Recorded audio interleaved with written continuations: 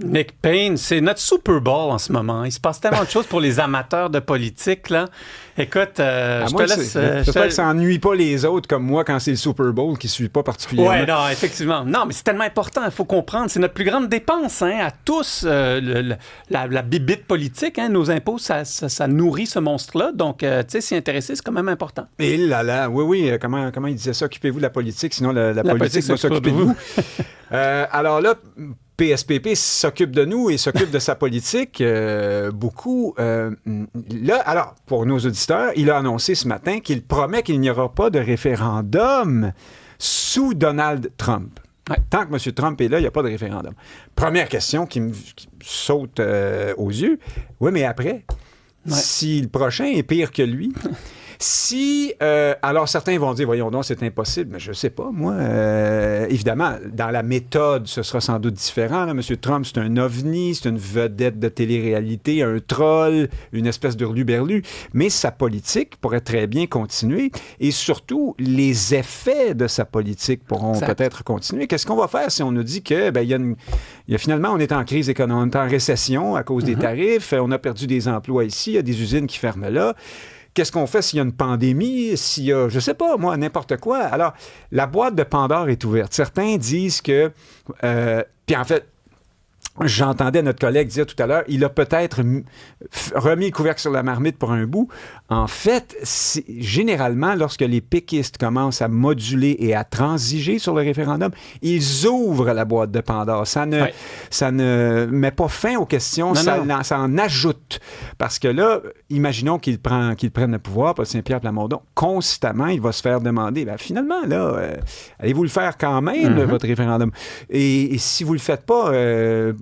allez-vous vraiment faire un après ou peut-être que vous allez continuer de maintenir le moratoire sur le référendum pour d'autres raisons? Ses adversaires vont dire « Attention, il y a des plans cachés de référendum plutôt que prévu. » D'autres vont dire « Vous voyez, ils sont en train d'essayer de mousser leur option et de créer les conditions gagnantes, donc ils ne prennent pas les décisions qui devraient se prendre. » La canne de verre, pour parler avec la traduction québécoise de boîte de Pandore, est ouverte. Ça n'a jamais été un bon pari pour les péquistes d'être un peu moins clair ou moins décidé sur la question du référendum. Ce qui ne veut pas dire que le référendum allait être gagnant, là. Non, on a tous compris que c'était très, très mal barré.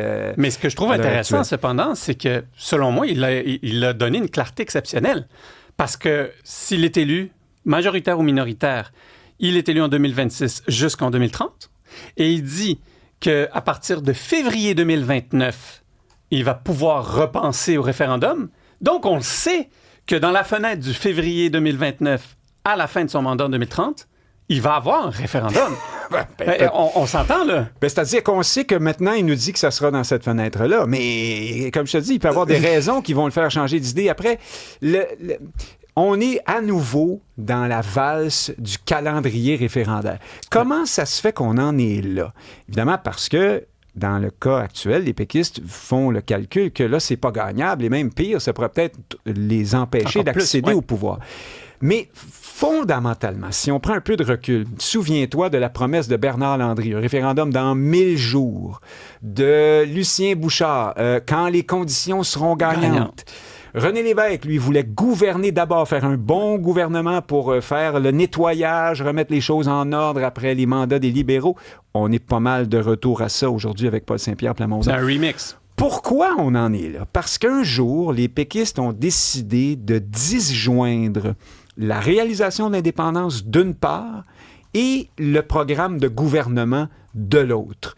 Donc, ils sont constamment dans cette relation, dans cette tension entre les deux pôles. C'est une bébite à deux têtes, le PQ, de ce point de vue-là. Et c'est ça qui pose problème. Tant que ça va exister, la tentation de dire « peut-être qu'on irait chercher un petit peu plus de votes si on était un peu plus mou sur le référendum », elle sera là. Et elle est très nocive. Pour les raisons que je t'ai données tout à l'heure, là, les péquistes vont avoir sans cesse cette épée de Damoclès au-dessus d'eux. Pour l'option, c'est pas très bon aussi, parce qu'elle reprend à nouveau les airs de cette espèce de prise de risque inutile ou de luxe qu'on ne peut pas se permettre dans tel ou tel contexte. Alors ça c'est mauvais. Et elle aussi, c'est mauvais pour l'option, en tout cas. C'est peut-être bon pour les péquistes, à suivre. Mais l'option redevient aussi une marque de commerce de gouvernement provincial comme une autre. C'est-à-dire que l'électeur va évaluer le projet péquiste, le projet d'indépendance, à l'aune des résultats du gouvernement provincial péquiste. Ce qui fait que pendant que tu gouvernes, tu gagnes pas des appuis minoritaires, bien possiblement. Tu gagnes pas il n'y a personne qui gagne des appuis en gouvernant. Il n'y a pas un parti qui dit « J'ai un projet, mais commencez par m'élire, puis plus tard, je vais vous convaincre de mon projet. » C'est absurde. En général, c'est l'inverse qui se produit. C'est au début de ton mandat que tu as les coups des franches, puis que tu peux aller au plus près de ton programme, et ensuite, ben là, tu perds des plumes, tu perds du capital politique, puis tu perds de la latitude, de la capacité à te revirer sur un dixaine pour... Mais ce matin, là, j'ai lu, on a tous lu son post Facebook, en quelque sorte, publié à 7h30. À 7h33, est-ce que tu connais une personne, un électeur qui se dit, tu sais quoi? Moi, je vais voter pour le Parti québécois à cause de ça. C'est toute la question est là. Parce que il y en a sûrement. Il y a de tout dans le monde pour faire un monde. Il y a probablement l'inverse aussi. Il y a des gens qui étaient, remobilisés.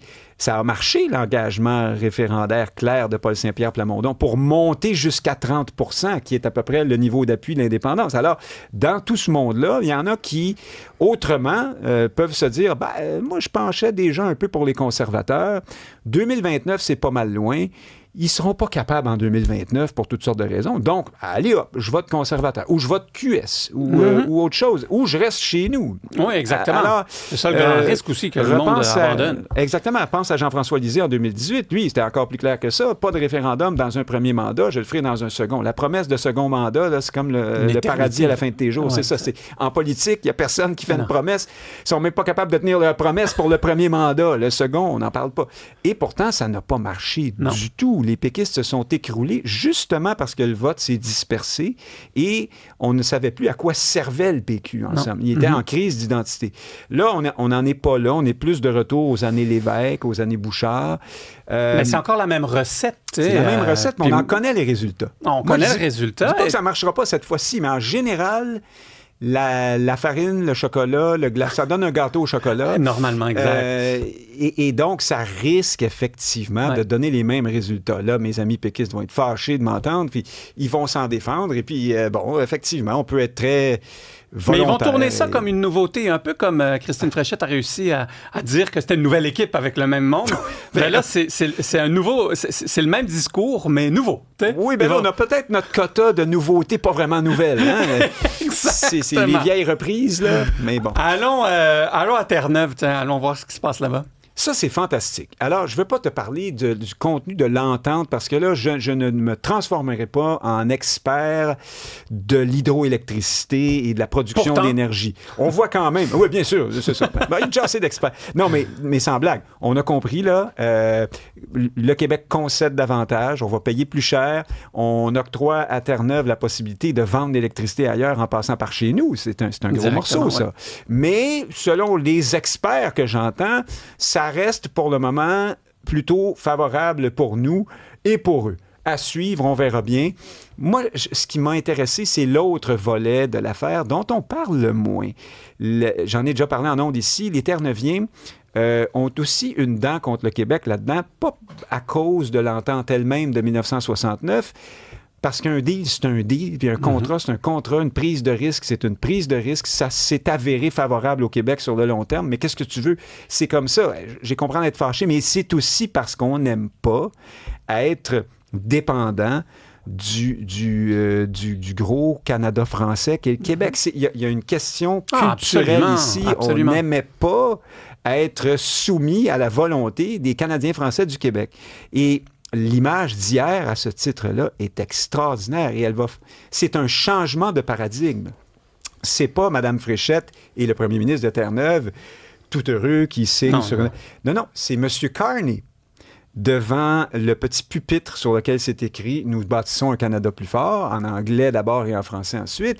Et derrière, tu as les deux subalternes. Et là, tu as M. Carney qui annonce tout fier qu'au Canada, on fait les choses comme il faut. Et puis, tu as notre gérante provinciale et le gérant de la petite province d'à côté, qui est toute petite à côté du Québec. Hein? Il faut le rappeler, là, les sommes qui sont impliquées là-dedans, c'est la manne pour Terre-Neuve. C'est un gros montant d'argent par rapport à leur budget. C'est environ 70 milliards de revenus potentiels. Ah oui, c'est ça. Une province qui a, je pense que c'est 10 milliards par année, quelque chose comme ça. Je ne veux pas me tromper, mais donc, c'est beaucoup pour eux. Là. Ouais. Mais là, tout à coup, on est au même niveau.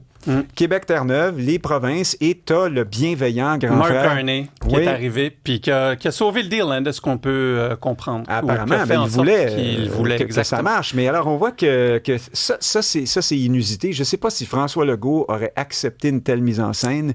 En tout cas, il n'y a certainement pas un gouvernement péquiste, là, je vais leur donner des fleurs, qui aurait accepté de jouer dans ce genre de film. Ouais, c'est-à-dire, en second rôle. Oui, exact. Ben, merci, Nick. C'est passionnant comme toujours. Hey, au plaisir, demain.